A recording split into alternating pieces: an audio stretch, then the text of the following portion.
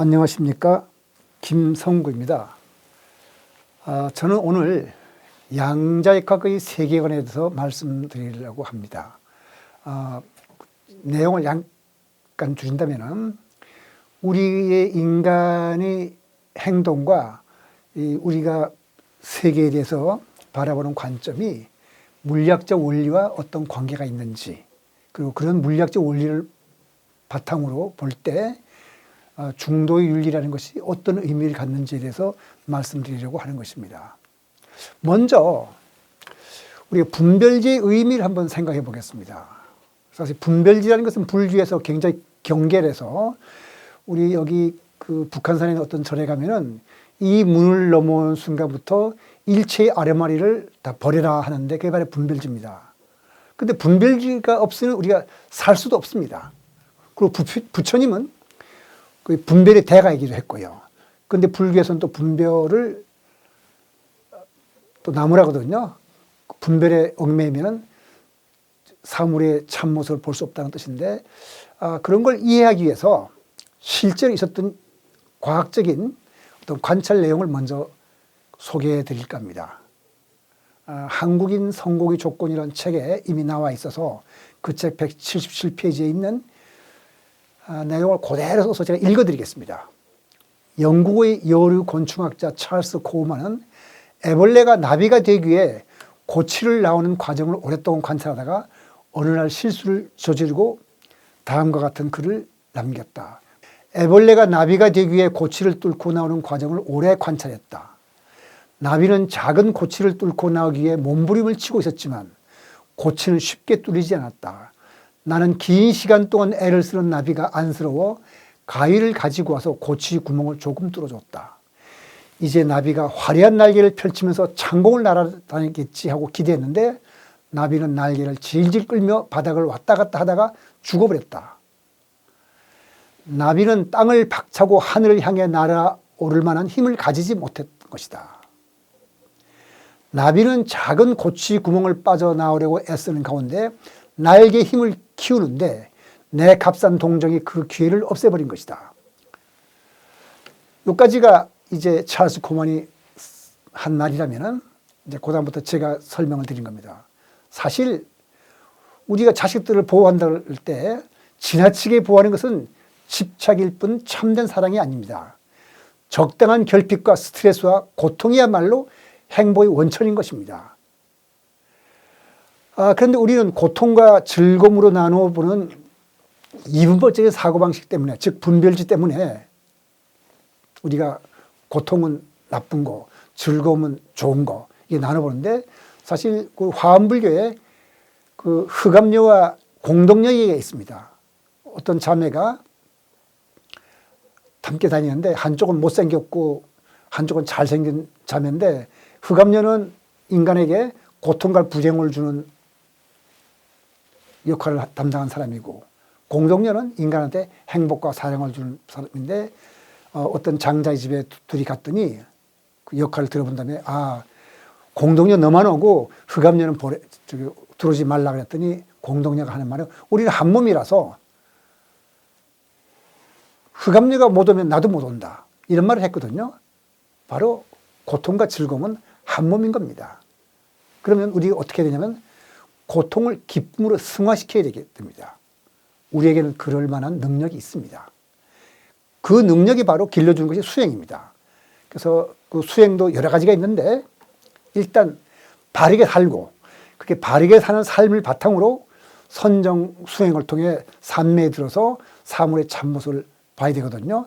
그렇게 해서 바르게 사는 법을 부처님은 8정도를 하고 8정도를 가리켜 중도라고 하였습니다. 그건 쌍유따 니까야 초전 법륜경에 나오는 얘기를 제가 지금 간단히 줄여서 말씀드린 겁니다. 잠깐 초전 법륜경을 들어보면 이런 말씀을 하십니다. 뭐가 중도냐면은 비구들이여 출가자는 두 가지 극단을 따라서는 안 된다. 감각적 욕망의 즐거움에 탐닉하는 것은 저해라고 비속한 것이다.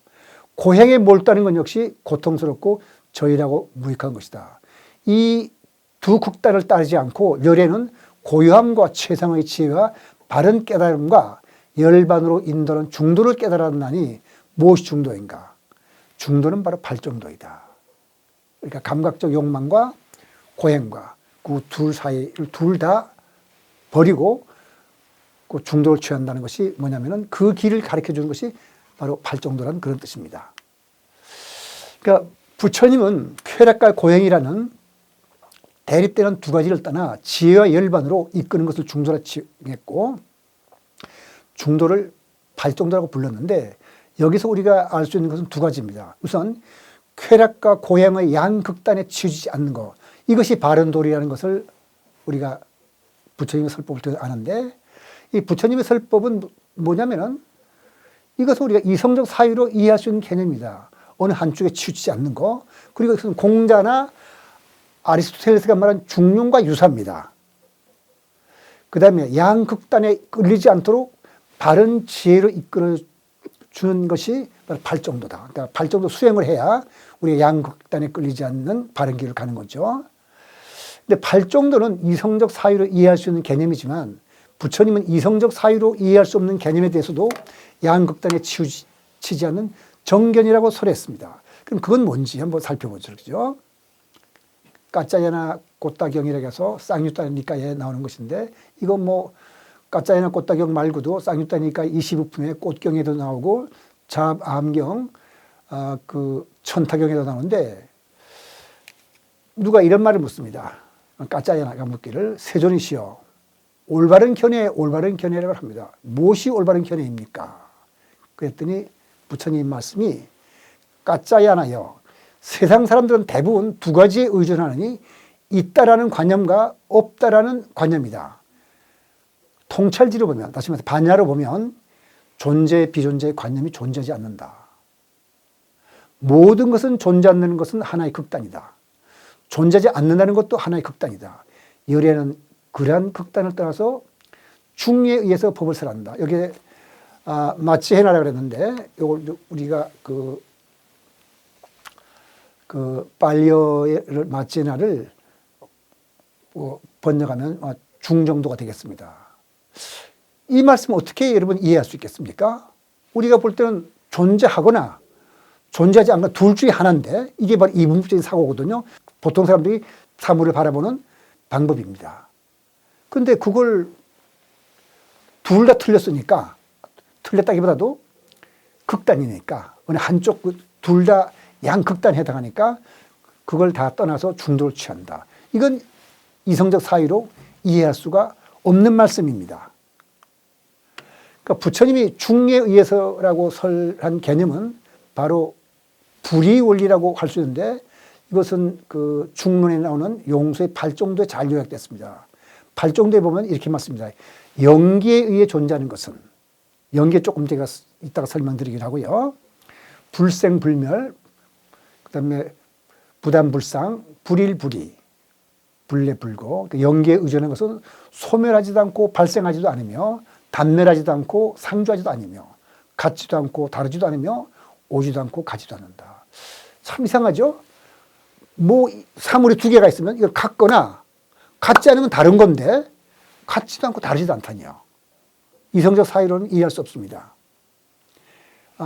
대승불교에서는 불교도 이 부처님 말씀을 해설하는 관점이 여러 가지가 있어가지고 남방 상자부 불교와 대승불교는 거의 뭐 다른 불교라고 할 정도로 그 견해가 다른데 저는 대승불교가 그 원리적으로 그 과학적으로 볼 때 더 통일적이고 체계적이라는 그 생각을 하기 때문에 대승불교 입장에서 설명을 드리겠습니다.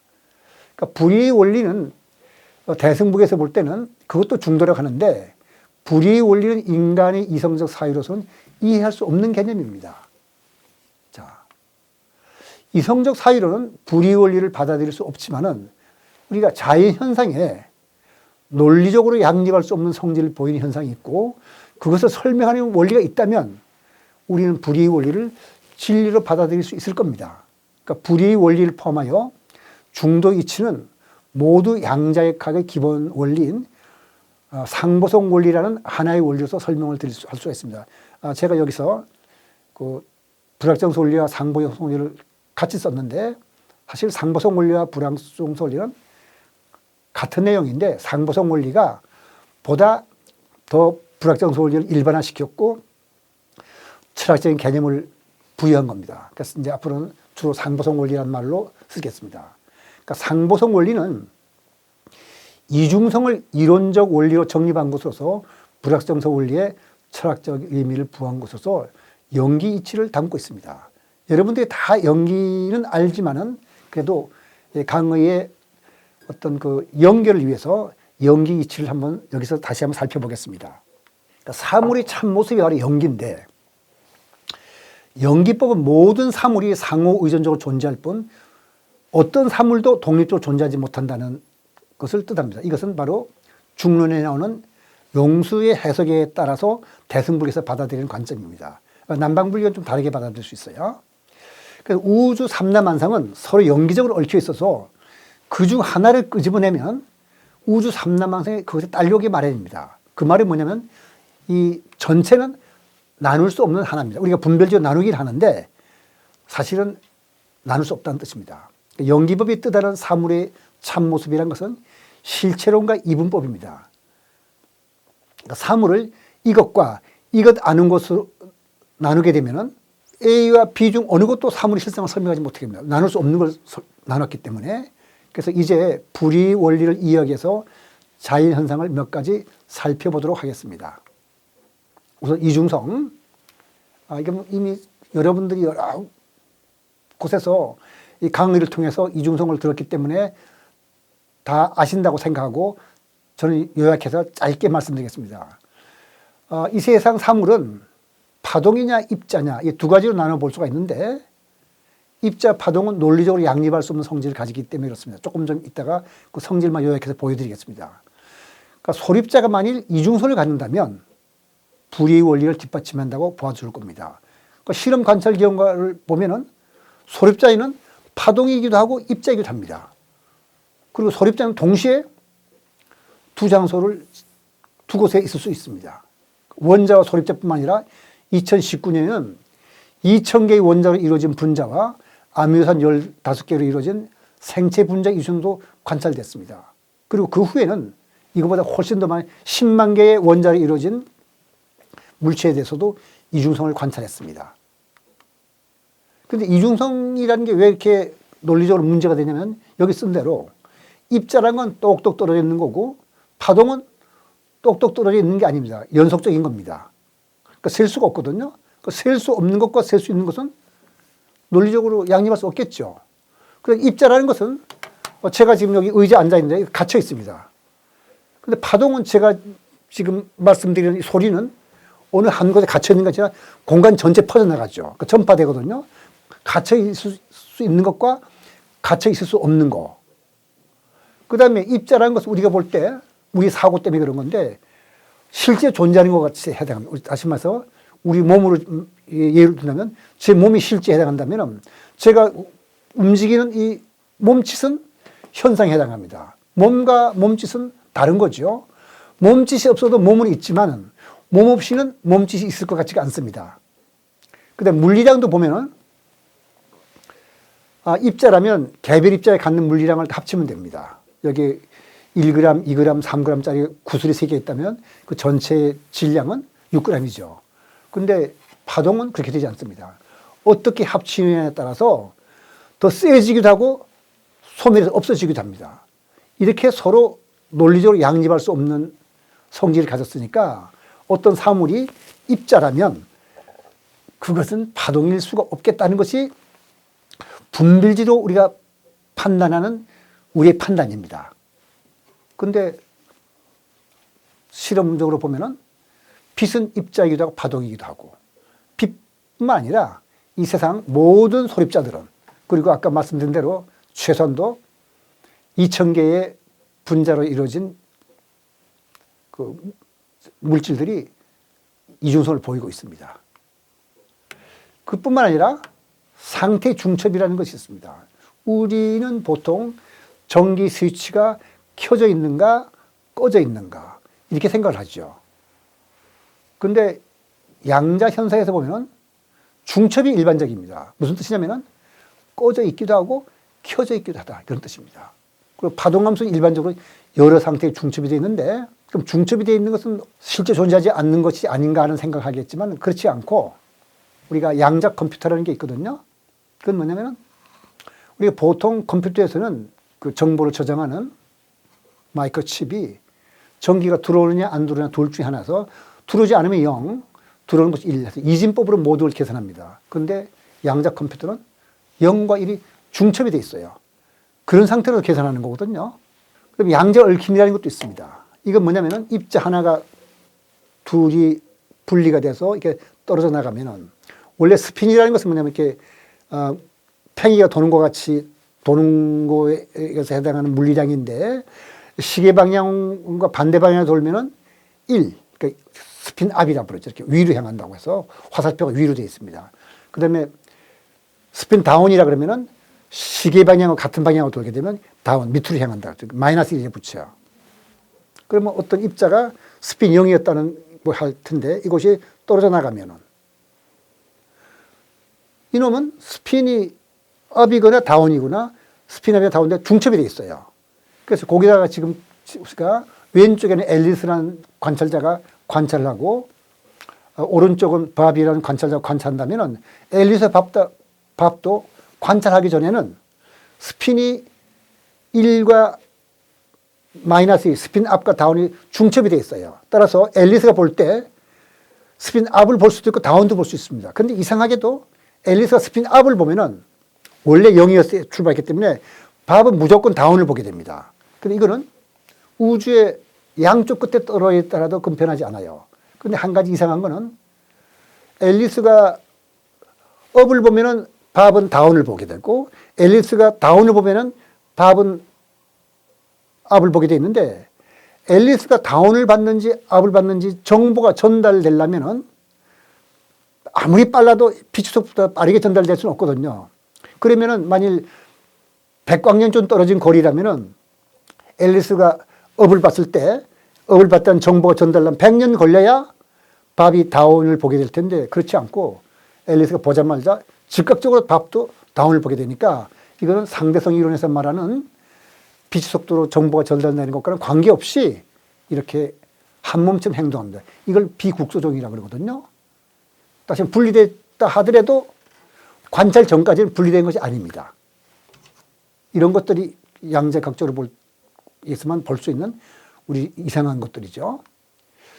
그래서 분별지로 판단하는 것이 진리라면 이것과 이것 아닌 것으로 나누어서 사물의 참모습을 설명할 수 있어야 될 것이고 그렇다면 중첩이나 이중성이 나타나지 않을 것입니다. 그리고 조금 전에 말씀드린 대로 양자 얽힘도 나타나지 않을 겁니다. 왜냐하면 여기에서 정보가 이까지 전달되는데 시간이 걸리니까. 그러니까 사물의 실체 없음과 전체가 분리할 수 없는 하나라는 이분법의 부정은 바로 연기법이 말해주는 불교의 세계관에서 이걸 공과 중도라고 하는데 이것은 양자역학의 세계관이기도 합니다. 참고로 말씀드리면 제가 여기서 실체 없음이라는 말씀을 드렸는데 실체라는 것은 서양 철학의 개념으로서 어떤 것이 다른 것과 관계없이 독립적으로 존재한다면 그건 실체 없다 그래요. 그러니까 그건 뭐냐면 불교에서 말하는 자성과 비슷한 거죠. 실체, 그러니까 무아나 마찬가지죠. 그러니까 실체 없음과 무아는 같은 말이라고 써도 좋겠습니다. 자, 이제 불교에서 얘기하는 중도 이치를 정리하고 그 다음 이것을 물리학적 원리에 한번 비교하고 검토해 보기로 하겠습니다. 사물의 일부분을 보고 설명하면 그것이 진실일 수는 없습니다. 그러나 그것이 전혀 틀린 것도 아닙니다. 부처님께서 설한 고락 중도가 어느 한쪽에 치우치지 않는 중용을 뜻한다고 볼 수 있는데 그렇다면 각 주장을 서로 다른 각 주장을 배척하지도 않고 어떤 하나에 의존하지도 않으면서 전체를 아우르는 어떤 포용과 관용도 우리가 중도를 할 수 있겠습니다. 이렇게 중도를 정의하고 부처님이 설법을 분석하면 대승불교에서 얘기하는 중도는 지금 말씀드리는 것 같이 세 가지 과학적 원리를 담고 있다고 볼 수 있겠습니다. 하나가 조화와 중용의 원리. 이게 바로 뭐냐면은 앙구따라 니까야 소나경에 나오는 건데 소나가 굉장히 열심히 수행을 하니까 부처님이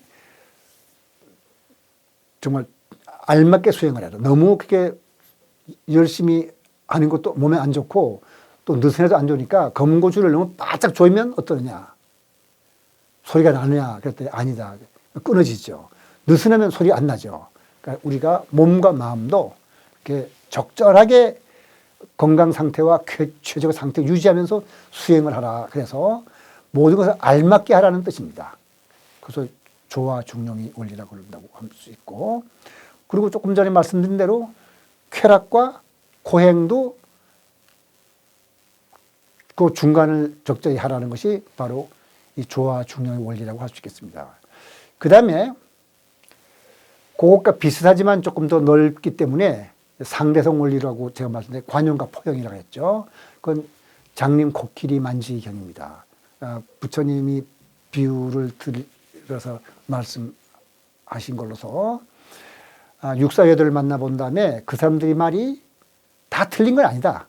부분적으로 맞다 하는 것이죠. 그러니까 그 다리를 만져본 장님은 코끼리가 기둥 같다 그럽니다. 그리고 코를 만져본 사람은 뱀 같다 그러고, 머리를 만져본 사람은 항아리 같다 그러고, 몸통을 만져본 사람은 벽과 같다는데 이 사람들이 틀리지는 않았습니다. 부분적으로 맞거든요. 그렇지만 어디가 틀렸냐면은 코끼리가 기둥과 같은 면이 있다고 말하는 것은 괜찮은데 다리를 만져보고서 코끼리가 기둥과 같다고 말하는 건 좋은데 코끼리는 무조건 기둥이야. 이러면 틀린 거죠. 그래서 우리가 서로 다른 의견을 가진 것을 배척하지도 말고 그걸 또 절대로 받아들이지 말고 알맞게 받아들여서 전체를 아우르는 포용과 관용의 정신이 필요하다는 것이 바로 장님 코끼리 만지기라고 할 수 있겠고요. 그러니까 조화의 원리와 그 관용과 포용을 말하는 상대성 원리는 닮은 거겠네요. 그 다음에 첫째와 세 번째를 말씀드리니까 이제 두 번째를 말씀드리면 불의 원리입니다. 이거는 논리적으로 이해할 수 없는 두 가지죠. 존재, 비존재 중도, 또 사람의 이 경우라면 그 상주단멸의 중도라고 해서 사람이 영원히 살거나 죽으면 끝이거나 둘 중에 하나지 그것도 아니다. 영원히 사는 것도 아니지만은 죽으면 끝나는 것도 아니다. 그럼 어떻게 이해하죠? 그게 바로 불교에서 말하는 무아윤회인데 그런 것들은 우리가 논리적으로 이해할 수 없고 어떤 직관으로 깨달아야만 알 수 있는 거기 때문에 우리가 불의 원리라고 해야 되는데 그 물리학에서 말하는 이중성이 그거 비슷한 건 거죠. 그래서 이제는 양자역학의 기본 원리인 상보성 원리에 대해서 한번 살펴보도록 하겠습니다. 먼저 우리가 중용을 다시 한번 살펴봐야 될 텐데 중용이란 많고 적음이 평균이 아니라 지나치게 많은 것과 지나치게 없는 양쪽의 극단을 초월해서 최적인 상태에 이르는 걸 말합니다. 예를 들어서 무모한 것과 비겁한 것 중 어느 쪽으로 치우치지 않는 것이며 재물을 필요 이상으로 쓰는 낭비와 또 마땅히 써야 할 것보다 적게 쓰는 인색함을 떠나서 알맞게 쓰는 거. 이게 중용입니다. 근데 이런 내용은 양자역학의 기본 원리라고 할 수 있는 상보성 원리와 아주 비슷한데 이런 생각을 할 수 있겠네요. 어떻게 물리를 기술하는 물리학적 개념이 인간의 행동을 가리키는 인간의 덕목과 관계가 있을 수 있을까? 이런 생각을 해볼 수 있죠. 한번 생각해 보죠. 그 문제를. 먼저 상보성 원리를 제창한 사람은 덴마크의 물리학자 닐스 보아인데 보아는 상보성 원리를 가리켜서 이런 말을 했습니다. 동양에서 말하는 음양설을 물리학적으로 정리하는 것이 바로 내가 발표한 상보성 원리다. 그래서 인간은 존재, 비존재, 정신, 물질, 주와 객, 음양 등 이분법적으로 사물을 보고 이것들이 대립적으로 생각하지만 보아는 달리 생각했습니다. 상보성 원리에 있는 상보성이란 말은 그 영어로 우리가 컴플리멘터리티라고 하는데 서로 돕는다. 뜻으로서 음과 양은 서로 상극이 아니라 서로 배척하는 것이 아니라 서로 조화를 이루어서 우주 만물을 생성하고 우주의 질서를 만드는 뜻에서 보아가 상보성이라는 말을 따온 겁니다. 그러니까 음양의 조화를 쾌락, 고해에 적용한다면 바로 중용이 되겠죠. 그래서 보아는 이분법적으로 사물을 나눌 때 필연적으로 갖게 되는 대립되는 두 가지 개념, 즉 음과 양 둘 중 하나만으로는 사물의 본질을 설명할 수 없고 음양의 조화가 우주 운행 원리라 보고서 나중에 보아가 그 기족의 자기를 받거든요. 기사 자기를 받을 때 거기에 오른쪽 그림의 모처럼 태극 문양을 자기 가문의 문장으로 만들었습니다. 그러니까 그 음과 양의 조화에 의해서 모든 것이 이루어진다는 뜻에서. 그럼 이제 구체적으로 물리학에서 말하는 상보성 원리가 뭔지 알아보도록 하죠.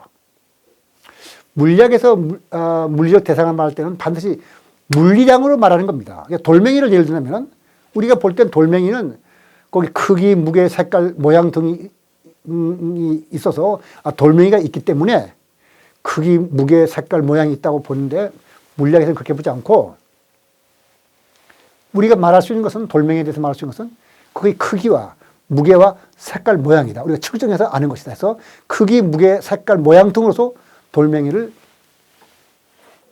우리가 라는 실제가 있다. 이렇게 해서 그걸 우리가 물리적 실제라고 부르는데 즉 물리량으로서 물리적 실제를 우리가 대응시킵니다. 그래서 자연현상을 기술하기 위해서 물리학은 몇 가지 기본적인 물리량을 필요로 하는데 이 기본적인 물리량을 뭐 이름 붙이기 위해서 그냥 X1, X2, Xn이라 하죠. 그러니까 N개의 물리량으로서 어떤 사물을 나타낸다고 하기죠. 그러면 기본적인 물리량이 주어지면 그 기본적인 물리 X에 대응해 갖고 자동적으로 똑같은 개수 숫자에 P1, P2, Pn이라 부르는 어떤 물리량이 또 하나 결정됩니다. 예를 들면 X들이 위치라면은 P는 속도를 나타내는 겁니다. 대응해서. 그러니까 위치와 속도는 항상 따라다니는 개념이에요. 그러니까 고전적인 역학에서는 기본적인 물리량이 도입이 돼서 X1과 X1들이 만족시키는 운동장식을 풀면은 그것으로 물리계를 완전히 기술할 수 있습니다. 그리고 거기에 대응하는 것들을 우리가 제가 아까 그 속도라 불렀는데 물리학자들은 운동량이라고 부르거든요. 그러니까 운동량과 사실 속도는 같은 개념이라고 봐도 좋아요. 왜냐하면 운동량은 질량과 속도이기 때문에. 그래서 운동량은 간단히 유도가 됩니다. 고전역학에서 볼 때는. 고전역학에서는 기본적인 물리량이 X들이고 그 P1을 비롯하여 다른 모든 물리량들은 X들로부터 간단히 유도가 돼요. 그런데 양자역학에서는 그렇게 되지 않습니다. 불확정성 원리 때문인데 양자역학에서는 X1들과 거기에 짝이 되는 이 P1들은 똑같이 기본적인 물리량이라고 보게 돼요. 만약 X들을 정확히 결정하면 P들의 불확정도가 무한히 커집니다. 그래서 모든 것은 뭐 여기서 오차라는 말은 적당치 않지만 개념적으로 비슷해서 지금 오차하고 불확정도를 말하는데 예를 들어 이런 겁니다. 불확정도란 것은 어떤 그 위치가 10이다 그러면 딱 10이라고 정해지면은 그 불확정도가 없는 겁니다. 그러니까 델타 X죠. 근데 9.5에서 10.5다 하면은 불확정도가 0.5가 되겠네요. 그런 식으로 약간의 어떤 불확정도를 두고 말합니다. 그러니까 불확정도, 위치 불확정도와 운동량에도 불확정도가 있는데 그 불확정도 두 개를 곱하면은 거기다가 델타 S 곱하기 델타 P가 H바 나누기 2라 했는데 그 값은 중요하지 않아요. 어떤 값보다 유한하고 0이 아니라는 게 중요한 겁니다. 0이라면은 델타 S가 0이 될 수도 있고 델타 P가 0이 될 수 있는데 그걸 둘 곱하면 항상 0보다 크다는 말은 델타 X나 델타 P가 0이 될 수 없다는 거죠. 만약 0이 된다면, 델타가 0이 된다면 그것이 어떤 유한량보다 커야 되니까 델타 P가 무한대가 되는 거죠. 그래서 그림으로 간단히 나타내면 이렇게 됩니다. 항상 어떻게 물리량의 그 측정에는 불확정도가 따르게 됩니다. 그러니까 그것이 위치든 속도든 간에 10이나 100이나 이렇게는 안 되고 뭐 9.5에서부터 10.5, 99.5에서부터 뭐 100.5 이렇게 해서 불확정도가 따르게 됩니다. 그래서 불확정도의 크기가 바로 델타 X와 델타 P인데 그 둘을 곱하게 되면 항상 어떤 값보다 커진다 그랬죠. 그래서 어느 한쪽을 정확하게 기술하면 다른 쪽의 불확정도가 무한대로 커지기 때문에 적절한 크기의 불확정도가 있는 범위 안에서 자연을 기술할 수밖에 없습니다. 그러니까 조화를 이룬다는 거죠. 그래서 물리량 X들을 물리 현상을 나타내는 상태라고 우리가 말한다면 위치 같은 것이 그 상태, 우리가 실제로 물리학에서는 위치도 상태 중에 하나입니다. 그러면 속도는 뭐냐? 상태에 대응해서 상태에서 벗어나는 작용이 되겠죠. 그러니까 위치와 운동량, 즉 속도가 대응한다면은 우리가 상태를 어떤 물리가 상태가 이러이러한 상태하고 기술한다 그러면은 그 상태에서 벗어나는 작용이 똑같이 기본적인 물리량을 적용하기 때문에 상태를 정확하게 기술한다는 것은 불가능합니다. 거기서 벗어나는 작용하고 알맞게 불확 정도를 가지고 작용해야 돼요. 그래서 우리가 없다 한다면은 뭐죠? 무에서 벗어나는 작용이 생기게 되겠죠. 그러니까 뭐가 생겨나게 돼요. 그게 사실은 양자론의 진공이거든요. 그래서 어떤 상태와 그 상태에서 벗어나는 경향 중 하나만 강조할 수가 없어요.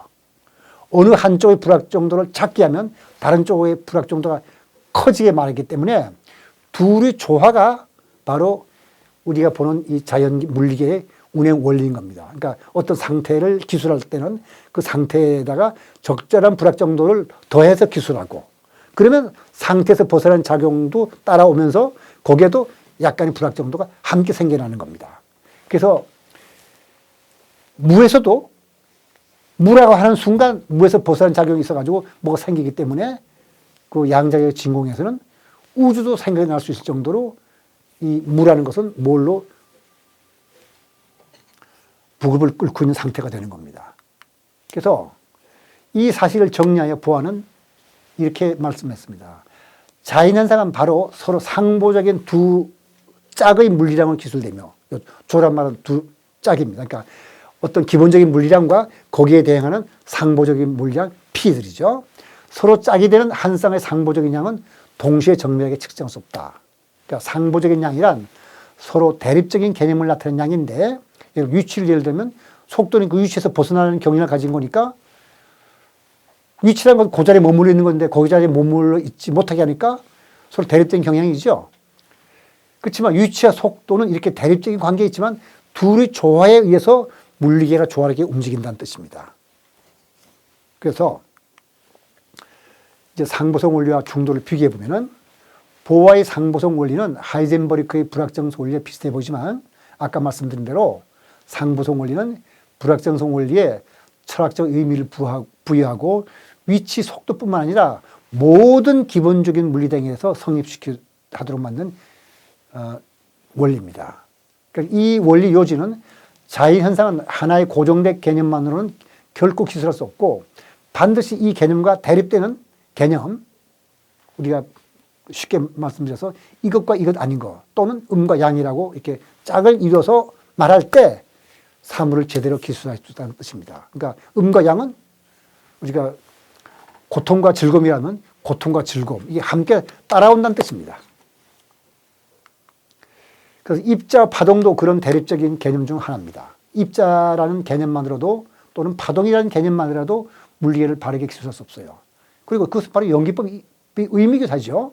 그러니까 이분법적인 사고에 의해서 전체를 이것과 이것 아닌 것으로 나누면 둘은 완전히 분리되고 별개의 것이 되지만 연기법을 볼 때는 결코 그럴 수 없습니다. 이것과 저것은 서로 의존하는 집단과 같아서 둘을 분리시킬 수가 없어요. 둘 사이의 끊임없는 사교작용에서 이것이 한순간 어떤 상태에 있더라도 다음 순간 거기에 벗어나는 작용이 나타나기 마련입니다. 그러니까 상보적인 물리량의 조화를 인간의 윤리에 비하면 그것이 바로 조화 중용이 되겠습니다. 그러니까 조화 중용의 원리를 확장시켜 생각하면 사람들의 다양한 의견이나 주장도 어느 하나를 배척할 것이 아니라 그것들을 포용하고 넓게 세상을 볼 필요가 있습니다. 그것이 바로 부처님이 장님 코끼리 만지기 우화에서 세상에서 전하고자 하는 가르침입니다.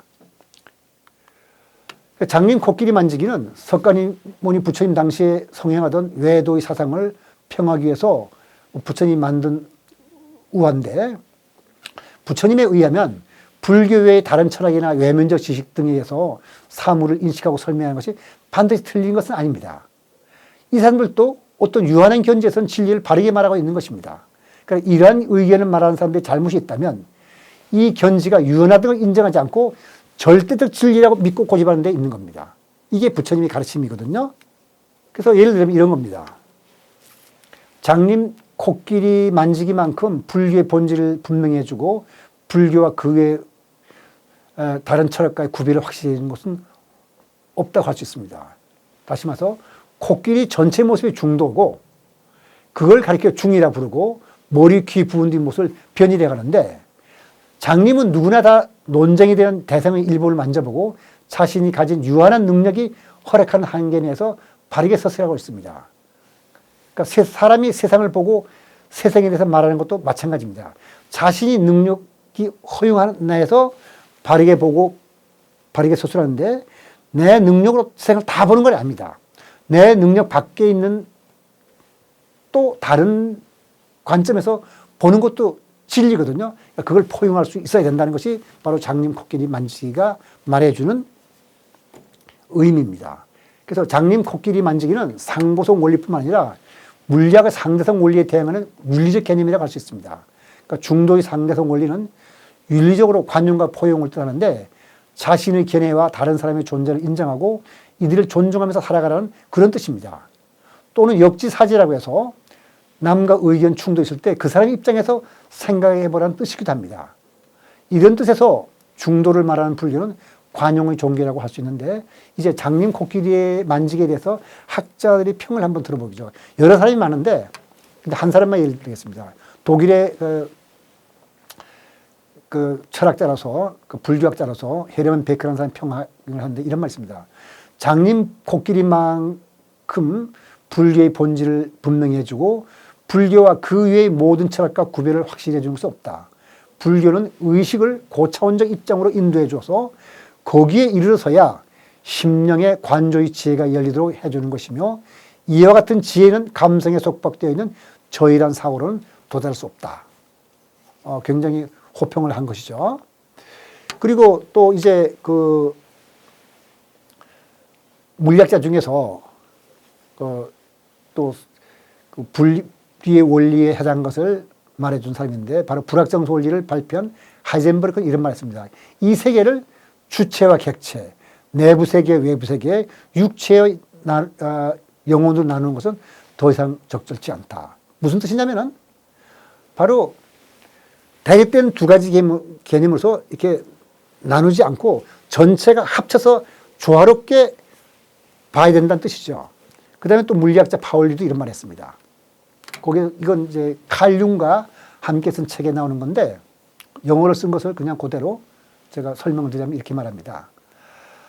사실 정신적인 것과 물리적인 것이라는 것은 서로 다른 것이 아니라 같은 실제의 상보적인 측면이라면 만족스러울 것이다. 이런 뜻입니다. 파울리는 정신적인과 물질적인 것이 같은 실제의 상보적인 측면이라면 만족스럽겠다고 하는데 그게 바로 불의 원리를 설명하는 것이죠. 그렇죠? 같은 실제의 상보적인 측면이란 입자 파동의 이중성과 같은 뜻입니다. 그러니까 소립자가 입자 파동으로 나타나는데 입자 파동은 분명히 다르기 때문에 불일이죠. 그러나 입자도 파동도 또 같은 한 종류의 사립자의 상보적인 양상입니다. 그래서 부처님이 설한 불의 원리는 이와 같이 상보성 원리로 설명할 수 있습니다. 그러니까 불의 원리는 연기치에서 보면 오히려 당연하다고 우리가 말씀드릴 수 있겠습니다. 그래서 우리가 그 인간의 윤리적인 면으로 볼 때 가유불급이라는 말도 있고 소탐다시라는 말도 있는데 적절하게 탐하라고 적절하게 알맞게 행동하라는 뜻이죠. 그러니까 지나친 것은 미치지 못한 것 같은 것이고 작은 것을 탐하다가 큰 소리 지르니까 적절하게 어떤 걸 취하더라도 취하라. 이런 것이 우리가 바로 중도의 원리자 중용의 원리라고 할 수 있겠습니다. 그러니까 건강, 재산, 성공 뭐 이런 사람들이 갖기를 바라는 이 모든 것들 중 어느 것이 크고 작은 것인지 또 어느 것이 과거에 미치지 못한 것을 말할 필요는 없을 겁니다. 무엇을 얻든 간에 소중한 다른 것을 크게 이른다면 그게 바로 소탐대실이요 과유불급일 것입니다. 그러니까 인기를 유지하기 위해서 극심한 스트레스를 받는 사람들이 정신적 안정을 유지할 수 없어 마약을 하는 경우가 있는데 그 경우 돈, 명성, 지위 모든 것이 무슨 소용이 있겠습니까? 그리고 재가자도 마찬가지죠. 재가자의 경우에는 수행과 원만한 생활을 할 때 그때 중도는 뭔가를 생각해 봅니다. 우리가 무소유란 말을 많이 쓰는데 무소유를 잘못 해석하게 되면은 재가자가 가진 것 없이 그냥 깨끗하게 살라 그런다면은 이 세상 발전이 없어요. 뭔가 산업 발전 같은 건 돈이 있고 투자를 해야 될 거 아닙니까? 그러니까 적절하게 하라 해서 사실 안구따라니까에 보면 부처님은 제가자는 돈을 많이 벌려고 그랬는데 어떻게 버느냐? 정당하게 일을 하고 저축을 해서 벌고 또 알맞게 쓰라 그랬어요. 그게 무소의 뜻입니다. 그런 게 바로 중도거든요. 그러니까 극단에 치우치는 것은 전체를 보지 못하는 겁니다. 세상의 모든 것은 조화를 이뤘습니다. 그리고 정신을 똑바로 차린 것을 우리가 불교에서 깨웠다 그러는데 깨어있을 때 전체를 볼 수 있습니다. 그러니까 선정은 또 깨어있음이 훈련이기도 합니다. 그러니까 우리가 바르게 살고 그 선정, 명상 훈련을 많이 하는 것이 좋은 것이죠. 그래서 그 뇌과학자로서 불교 선수행을 통해서 나름대로 깨친 사람 중에서 쿨라다사라는 사람이 있습니다. 이 쿨라다사가 쓴 책에 비추는 마음, 비추는 마음에 이런 말이 나옵니다. 완전히 깨어있을 때는 그런 삶을 살 때는 결핍에 대해서도 탐욕을 부리지 않을 것이다. 공격과 적개심에 맞닥뜨려도 악의를 가지지 않을 것이다. 그러니까 너그러운 마음을 가지는 것이다.